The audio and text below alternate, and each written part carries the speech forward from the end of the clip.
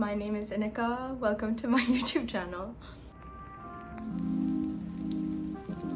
The climate is so different. I'm just going to be doing my makeup today and answering some questions.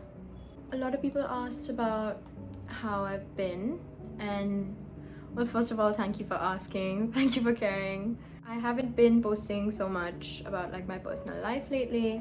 The last year has been just full of so many new things, and I just never had to step out of my comfort zone so much. I really feel myself changing and becoming like the kind of person that I really want to be. I've just been good. I've been happy.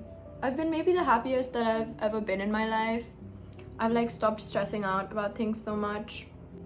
Well, the biggest thing that's been happening in my life has been that I moved away for college. So naturally, a lot of questions were about that. A lot of you were asking how I felt about moving so far from home to go to uni. Like, what was it like? How did I adjust?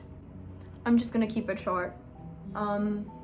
It was tough for me to move so far away from home, especially because I've always lived with my parents. And I've just always been a pretty independent person, and so I didn't struggle so much with like living alone as much as I did internally with like pushing myself to be more social, making an effort to actually talk to people.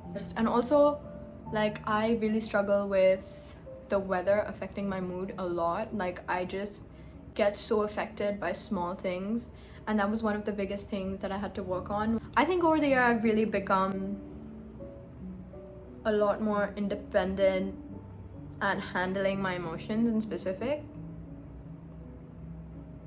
and also just more secure, a bit more sure of who I am and like what I want out of other people, how I want to show up for other people. I'm not saying that like moving away and like having big changes is the only way to improve yourself, but I think it really is a good catalyst to like self-improvement. But let's move on to the next question. Well, I forgot to tell you a little bit about myself. That's so silly. I grew up in Delhi. I'm 19 years old and I go to the University of Edinburgh. I study theoretical physics, and it might be a shock, but like if you know me in real life, like it would make a lot of sense that I am studying physics. But I try not to make that like my entire personality. The next question is something that I've been getting asked a lot, not just like on my question sticker, but also like in my DMs. A lot of you like miss me talking about like things that I've been consuming lately. Actually, someone phrased it really nicely, and they asked me what are some things that have been inspiring me lately. I used to read a lot, but I feel like that's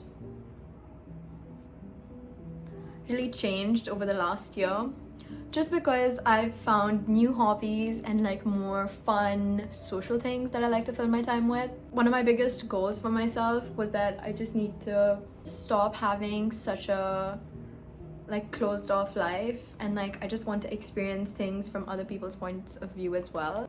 I have been reading a little bit over the summer, and shockingly, for the first time in my life, I've been enjoying non-fiction books. I started with Everything I Know About Love in April. Then I read All About Love by Bell Hooks in like June and a little bit of July. And then most recently I read The Year of Magical Thinking. I feel like the reason why I've been leaning towards these books is because I feel a little bit like confused and lost. I think it always helps to have other people's experiences to look at and to find comfort in. I just made some new playlists yesterday. I'm just gonna get some more blush on as well. Okay, no, I can definitely do with a little bit more. I think that like over the rest of the last year, I just listened to the same like 5 or 6 songs on repeat, and not that there's anything wrong with that. I just want to expand my taste. I've been liking listening to new music, but really I've been trying to seek inspiration from like more personal things. I've been trying to consume like less social media because I just feel like I keep trying to inspire myself, but I'm just killing my capability to think for myself. It's been so normalized to consume and consume and consume that we've just kind of forgotten how to be original. I've just been feeling more overwhelmed and like more confused than inspired.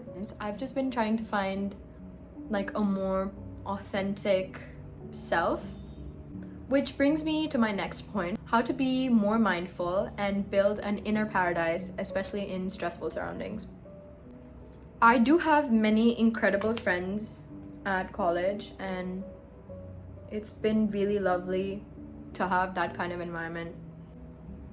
I know that it's not always been like that, and one of the most important things that you can do for yourself is to get comfortable with spending time by yourself and become the kind of person that you want to spend time with. If you are constantly feeling insecure, if you're constantly feeling like you're not cool enough or good enough, which I'm guilty of as well, I don't know how you can enjoy other people's company.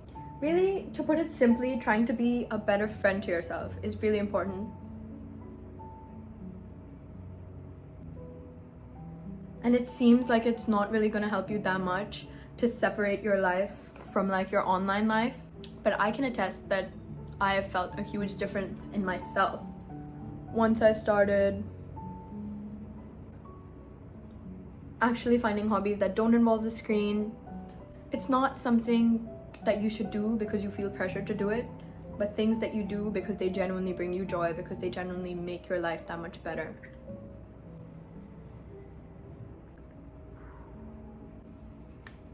The last question that I'm going to answer is, how do I define my style and how did I discover my style? I realized really early that a lot of like trends don't really suit what I would actually wear in my day-to-day life.